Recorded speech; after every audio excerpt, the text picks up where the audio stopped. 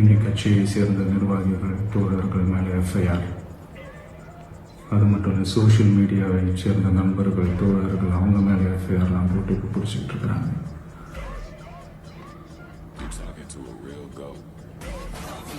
Sir, உங்களுக்கு ஏதாவது இந்த பழி வாங்கணும் அப்படின்ற எண்ணம் ஏதாவது இருக்குச்சுன்னா என்ன வேணாலும் பண்ணுங்க. அவங்க மேலே கேள்விப்பட்டேன்.